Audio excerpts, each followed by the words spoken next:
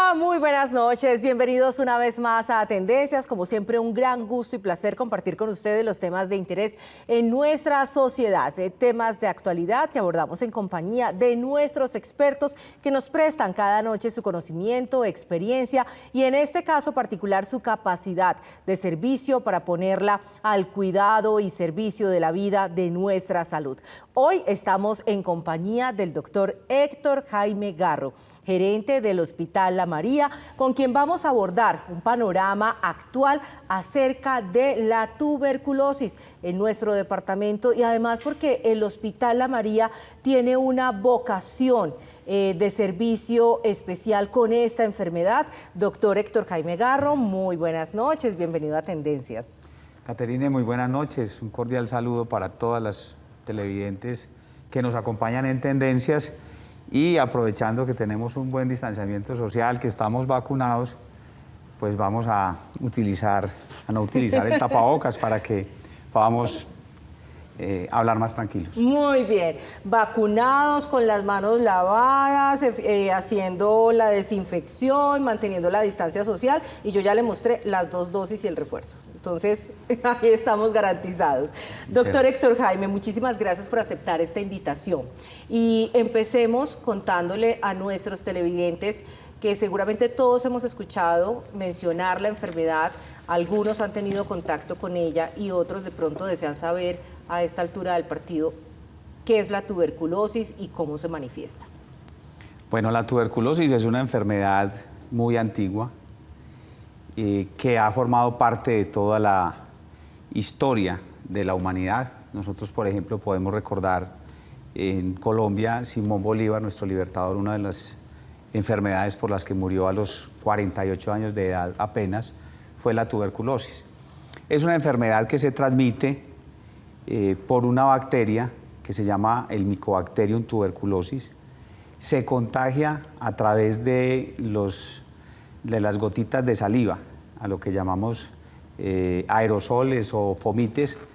Cuando una persona que tiene la enfermedad activa tose, estornuda, puede liberar en las partículas, en las gotitas de saliva o en los aerosoles, la bacteria y de esa manera transmitir la enfermedad. Y estamos hablando que justamente mañana, 24 de marzo, es el Día Mundial de la Tuberculosis. ¿Y por qué no hemos podido erradicar la tuberculosis si ya sabemos incluso que desde el momento de nacer tenemos la vacuna? Tiene varios componentes, Caterine, y esa pregunta es fundamental. Primero, la enfermedad es curable. ¿Cuál es el problema? Que no todo el que se contagia expresa de manera temprana la enfermedad. Hay formas latentes de tuberculosis. Cualquiera de nosotros puede tener el bacilo guardado, digamos, dormido, y solo en unas condiciones particulares de vulnerabilidad en el sistema inmunológico o en la persona puede expresarse la enfermedad.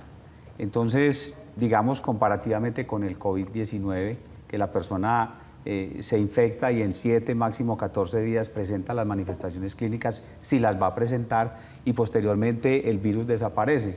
Aquí estamos hablando de una bacteria que se puede quedar en el cuerpo por años sin manifestarse clínicamente. Entonces hay formas activas que son las que transmiten la enfermedad, como lo acabamos de mencionar.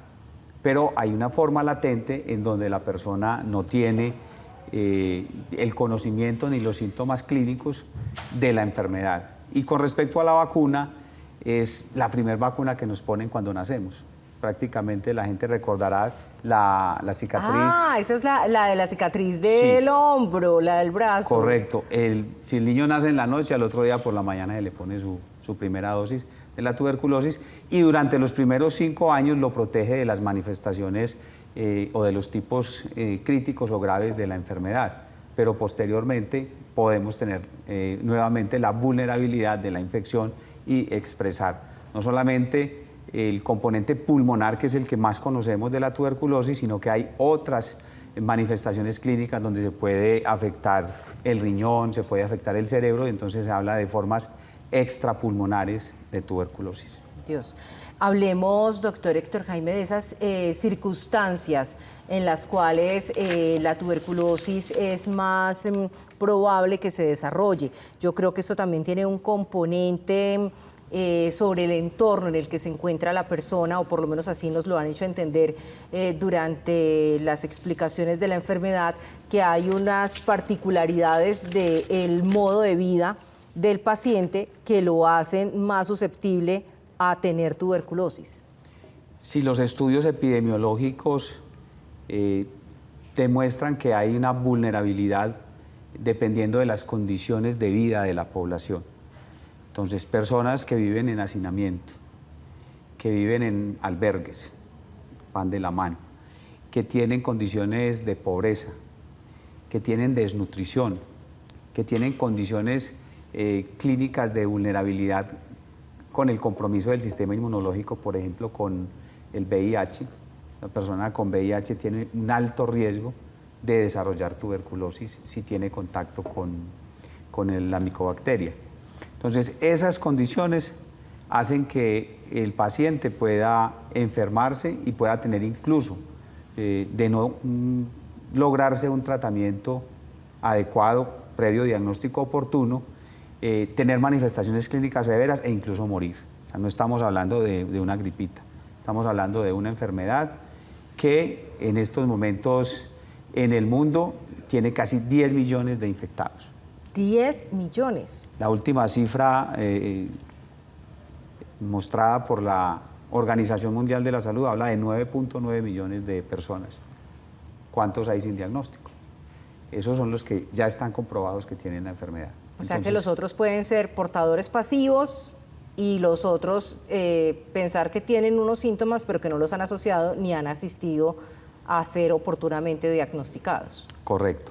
Y como las tantas veces que hemos hablado de COVID, decimos que no solamente COVID es una infección respiratoria, aquí hoy no podemos decir que tuberculosis es la única infección respiratoria, pero cuando una persona presenta tos persistente, la mayoría de las veces productiva, bien sea con moco, a veces hay manifestaciones clínicas ya más avanzadas en donde el moco se acompaña de sangre, eso se le conoce como hemoptisis, la cosa ya implica que el paciente debe consultar para que se le haga la prueba, porque el diagnóstico es fácil de hacerlo si se acude, y fuera de eso, no solo el diagnóstico, sino el tratamiento es completamente gratuito. Entonces, hay unos factores de riesgo, pero también hay unos factores protectores, y entonces son los hábitos saludables, son las residencias aireadas, y sobre todo el entorno protector de la familia, porque detrás de la tuberculosis, así como lo hemos dicho en otras oportunidades, por ejemplo del VIH, hay un estigma sobre el paciente. Recordemos incluso que tanto en la Sagrada Escritura como en muchos textos de historia aparece el leproso y el tuberculoso aislados de la sociedad. Y eso todavía ocurre, el estigma todavía se da, y si no hay un entorno protector, el riesgo de complicarse, de no recibir un tratamiento completo, que es la clave para la cura, entonces la persona obviamente se hace vulnerable a esa condición de enfermar y a la probabilidad de morir. El principal síntoma, la tos persistente. Sí. ¿Que puede durar cuánto tiempo? O sea, o la se alerta, suma con otros síntomas. Sí, la alerta debe establecerse con los primeros 15 días de una tos que no se controla. Ahora sabemos, y vuelvo al caso del COVID, pero también de cuadros gripales, de influenza, en donde la tos solita, seca, puede persistir un mes, 2 meses. Sí. ¿Sí? Aquí estamos hablando de un cuadro clínico que muchas veces se acompaña de pérdida de peso, de sudoración en la noche, de debilidad, de dolor en el pecho.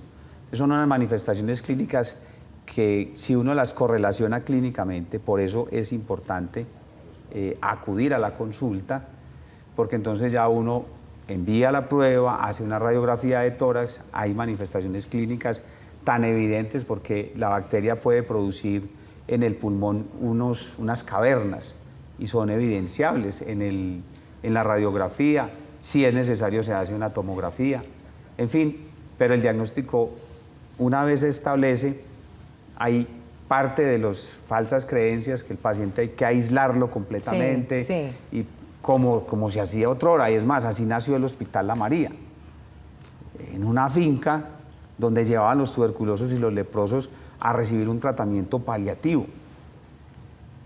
Posteriormente la ciudad crece y el hospital ya está inmerso en la ciudad, pero la condición de aislamiento del paciente es obviamente un factor de riesgo porque se necesita un entorno protector. Un entorno protector. Y ese entorno protector en este caso también lo hace el Hospital La María. Y me encanta que usted haya abordado un poco esa historia del inicio, porque ha sido la vocación. Acompañar a esa población que en algún momento fue excluida y que ha sido estigmatizada por problemas de salud, que por fortuna usted, hay algo que me ha dejado con una grata noticia en el corazón, y es que tiene cura, porque entonces antes lo aislaban, era para acompañarlo, de pronto dejarlo morir y darle ponerle pañitos de agua tibia, pero ahora estamos hablando de que es una enfermedad curable, tratable, y que la persona no requiere pues ese tipo de tratamiento de aislamiento social. ¿Cómo aborda el Hospital La María? ¿Cómo estamos en casos en Antioquia? ¿Y cómo es el tratamiento para una persona que sufre tuberculosis? No, es una pregunta de un libro completo. Bueno, pero usted va a aprender a hacer la síntesis, doctor Garro. Vamos por partes. Primero, ¿cómo está el mundo? Ya dijimos prácticamente 10 millones de enfermos por tuberculosis.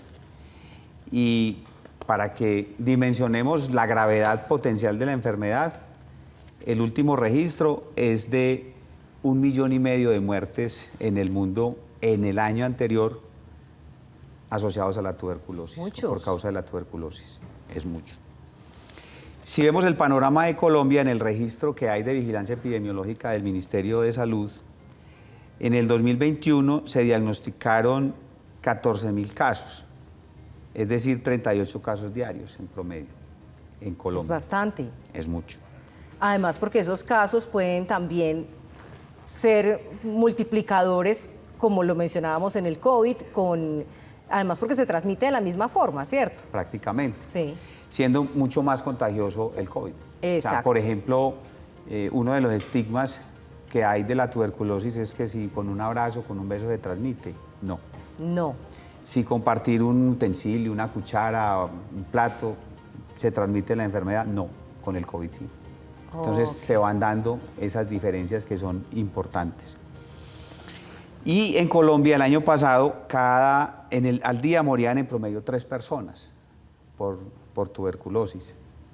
Es que la pandemia nos ha hecho ver y poner el foco en una enfermedad, pero la desnutrición ha matado muchísima más gente que el COVID. Y la malaria mata muchísima gente. O sea, son muchas enfermedades que lamentablemente, como lo dije al principio de los factores de riesgo, están muy ligadas y muy asociadas a la pobreza, sin que eso signifique que sea exclusivamente de personas pobres, pero indudablemente que el nexo epidemiológico es significativo. Y eso que estas cifras tienen un sesgo de subregistro por la pandemia del COVID-19, el hecho de que hayamos estado con toques de queda, que hayamos tenido todos los procesos de cuarentena, que se hayan limitado las atenciones en los servicios de urgencias a condiciones críticas. Todo ello ha obviamente limitado en el mundo entero esas búsquedas activas y todos esos programas de vigilancia epidemiológica que se hacen. Se siguen haciendo, pero de todas maneras no de la manera tan intensa, de la forma tan intensa como uno esperaría que sucediera en la estrategia que tenemos a nivel mundial de poder darle fin a la infección por la tuberculosis, de eliminar la tuberculosis del mundo. Pero hay mucho camino por recorrer y en el caso particular del departamento de Antioquia, vamos a mirar la cifra exacta para que no me vaya a equivocar, 2.534 casos se diagnosticaron. Es una enfermedad que El año pasado. El año pasado. Estamos hablando de cifras calienticas de 2021, que incluso todavía pueden tener alguna modificación por los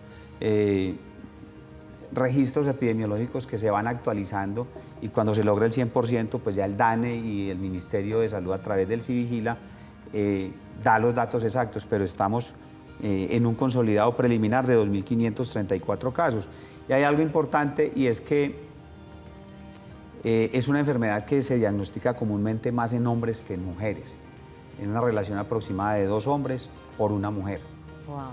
En el departamento de Antioquia, por subregiones, el Valle de la Aburrá se lleva la parte más grande de la torta. Obviamente, estamos hablando de prácticamente casi el 70% de la población antioqueña concentrada en el Valle de la Aburrá, tiene el 86,6%.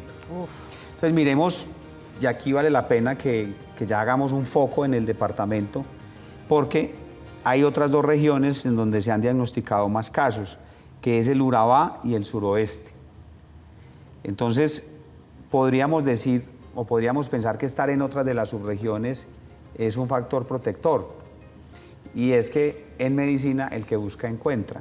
Cuando se hace un ejercicio de vigilancia epidemiológica como el que tiene la ciudad de Medellín y el área metropolitana en general, entre más cercos epidemiológicos se establezcan, más casos se van a diagnosticar. Entonces, también lo hemos dicho en otras oportunidades acá en Tendencias, que una de las máximas de la epidemiología es que la ausencia del dato no significa ausencia del caso. Entonces, el hecho de que no haya un registro, un reporte, no nos da la tranquilidad de la no existencia de la enfermedad. Es un problema de salud pública mundial, lo tenemos en Colombia, lo tenemos en Antioquia, lo tenemos en Medellín, y por lo tanto no podemos bajar la guardia, ni desde el hogar, que es el núcleo protector mayor, si vemos que un niño no crece, porque aunque la población infantil tiene menos participación en el porcentaje de infectados, de todas formas también se pueden enfermar y obviamente la vacuna los protege. Eso va de la mano del beneficio de la vacunación, que no presenta manifestaciones graves. Pero una persona que pierde peso inexplicablemente, que presenta fiebre nocturna, sudoración, tenemos que pensar en la probabilidad de la tuberculosis. Si además se acompaña de tos, no nos podemos quedar tranquilos y es clave acudir a los centros hospitalarios, en el caso de los municipios, al hospital local. En Medellín, Metrosalud tiene 52 puntos de atención.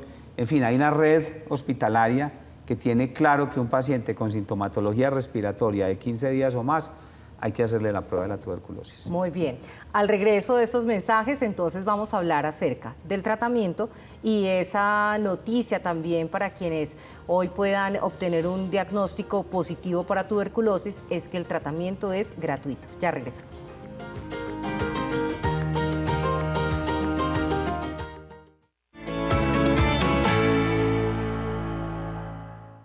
Gracias por continuar con nosotros esta noche en Tendencias. Hoy en compañía del doctor Héctor Jaime Garro, gerente del Hospital La María, hospital especializado en el tratamiento de pacientes con tuberculosis en nuestra región.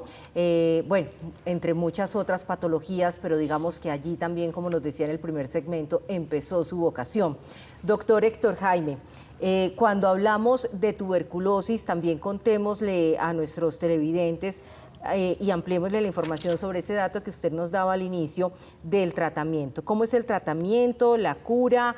¿En cuánto tiempo puede un paciente encontrar la erradicación de la enfermedad?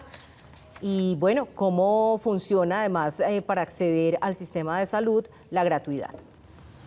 Bueno, cuando tenemos un diagnóstico confirmado de tuberculosis, se hace una valoración integral del paciente. Si el paciente tiene condiciones clínicas estables, el tratamiento, y es la mayoría de los pacientes, el tratamiento se hace en su domicilio. Se le hace un acompañamiento permanente desde las instituciones de salud. Los planes de beneficio lo contemplan. Hay que resaltar, es totalmente gratuito y lo que el paciente tiene que poner fundamentalmente es de su parte la voluntad de cumplir estrictamente el tratamiento. Hay varios esquemas de manejo, pero en promedio duran entre 6 y 9 meses. Y el paciente se declara curado, se le hacen baciloscopias, que es la prueba que se hace del esputo. Ahí se busca, se dice baciloscopia porque la micobacteria en tuberculosis, dentro de la clasificación taxonómica que se hace, es un bacilo, que también se le conoce como el bacilo de Koch, que es el apellido del científico que describió el bacilo de la tuberculosis. Okay, como cuando decimos el síndrome de Down, porque Down es el apellido de quien describió el síndrome de Down. Okay. Otro dato que nos deja, es un epónimo, así se le dice a epónimo. Epónimo. Es vea, ponerle el nombre del que cosa. descubrió la enfermedad a la enfermedad. Muy bien. Entonces, en este caso, el paciente que todavía tiene bacilos es sometido a tratamiento supervisado y una vez el paciente bajo el esquema de control se le hacen los exámenes y da negativo, las baciloscopias negativas, se completa el esquema de tratamiento y se le diagnostica como curado.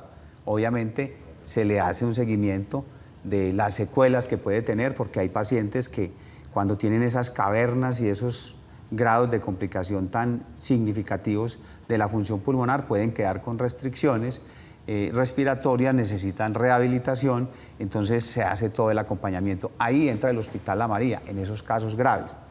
La mayoría de los casos de tuberculosis se resuelven en el municipio, se resuelven en el centro de salud, se resuelven en las unidades intermedias y no es necesario hospitalizar al paciente.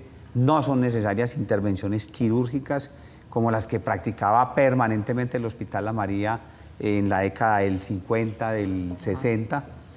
Y por el contrario, la enfermedad se cura totalmente y el paciente puede tener una vida completamente normal. Y en el caso de los pacientes, doctor Héctor Jaime, que usted nos decía, también tienen una prevalencia muy alta frente a la tuberculosis, que son los pacientes con VIH. Otra enfermedad, vea, otra enfermedad también además con estigma, que atiende el Hospital La María, hablemos de esa relación. Caterine, la relación es una relación muy estrecha, porque el paciente con VIH, como tiene un estado de inmunosupresión, estamos hablando del paciente con VIH que no está controlado, porque también lo hemos dicho en estos escenarios, que cuando el paciente de VIH recibe su tratamiento, miren la diferencia, el VIH hoy no tiene cura, pero sí tiene control y un paciente controlado puede vivir una vida completamente normal. Y como he dicho también en otras oportunidades, se puede morir de viejito. En el caso de la tuberculosis, la relación es del 12% en promedio. Es decir, de 100 pacientes que tienen VIH, 12 tienen tuberculosis y VIH. Y hay un problema que se suma al reto para nosotros, para el personal de la salud, y para el pronóstico de vida del paciente. Y es que generalmente los pacientes que no se hacen un tratamiento completo, empiezan el tratamiento, al principio los medicamentos pueden pegar duro a nivel gástrico y generar molestias gastrointestinales. Sí.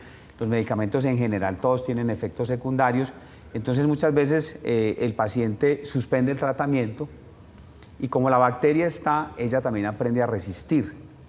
Y hay momentos en que a esos pacientes son los que llegan al Hospital La María, muchas veces a cuidados intensivos, porque tienen tuberculosis resistente a los antimicrobianos. A eso se le conoce como tuberculosis multidrogo resistentes. Wow. Y son pacientes que duran semanas y meses hospitalizados y hay que aplicarles medicamentos a altas dosis y medicamentos bien, digamos, bien especializados, bien fuertes, para poder combatir la enfermedad. Pero la noticia es que hay esperanza y ese es el mensaje que se deja en el Día Mundial de la Tuberculosis, que se conmemora mañana y al cual nos unimos gracias también al Hospital La María. Doctor Héctor Jaime, bueno, el tiempo como siempre con usted muy cortico. Si usted me regala la ñapita. La ñapa, claro que sí, porque esta semana tenemos otro evento muy importante. Sí. Mañana jueves es el Día Mundial de la Lucha contra la Tuberculosis. Nos queda tema para otro programa. Cuando sí, quieras, señor.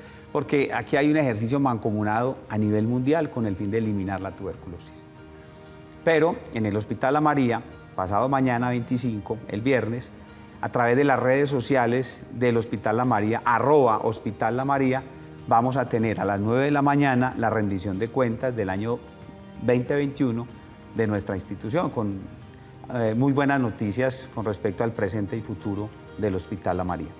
Pueden inscribirse para hacer presencia en las redes que tienen aquí en pantalla. Y muchísimas gracias, doctor Héctor Jaime, por estar con nosotros. Caterina, a usted por permitirnos a través de Tendencias estar en los hogares de las personas y poder compartir nuestros conocimientos, los avances de la ciencia en patologías, en este caso, como la tuberculosis. Muchísimas gracias y nosotros nos vemos en un próximo Tendencias.